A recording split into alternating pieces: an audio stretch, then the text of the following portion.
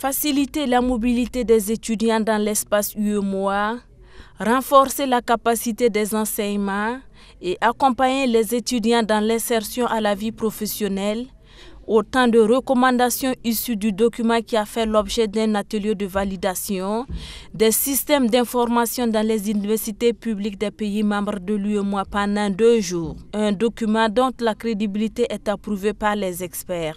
Toute mise en œuvre de ce type de travaux se repose sur les hommes. Donc il y a la limite de réflexion pour nous, c'est la relation de confiance qu'on va pouvoir créer avec les acteurs du quotidien qui, eux, vont mettre en œuvre quotidiennement la réforme.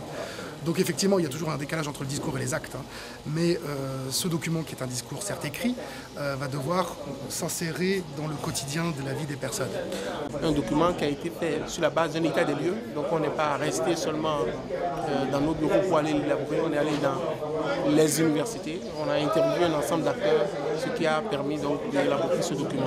Sur le terrain, c'était intéressant parce que tout le monde avait le souci qu'aujourd'hui, il n'est pas normal que quand un étudiant doit quitter le Bénin pour aller par exemple à Cheikh Anta Diop à Dakar, que pratiquement on fasse 2 mois pour que son dossier soit validé parce qu'on a juste envie de savoir si le diplôme est bon, s'il a bien obtenu sa formation ou pas. Normalement, c'est des informations qui peuvent de façon instantanée voir est-ce que l'étudiant a validé vraiment pour lui permettre quand même de commencer l'année à temps. Donc l'idée ici, c'est comment fait-on pour qu'il y ait une mutualisation des ressources au niveau de l'espace CAMES. Pour les participants, le document vient à point nommé.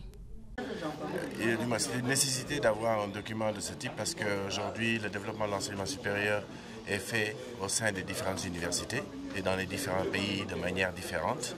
Et il était important que l'on ait un document qui nous permette de travailler sur les mêmes bases, sur le même socle de travail. Et je pense que sur ce point-là, il vient à son heure.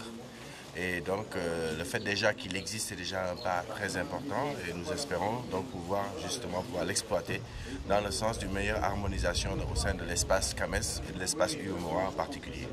Le document final sera présenté lors de la rencontre du RESAO à Dakar du 14 au 17 avril prochain pour approbation.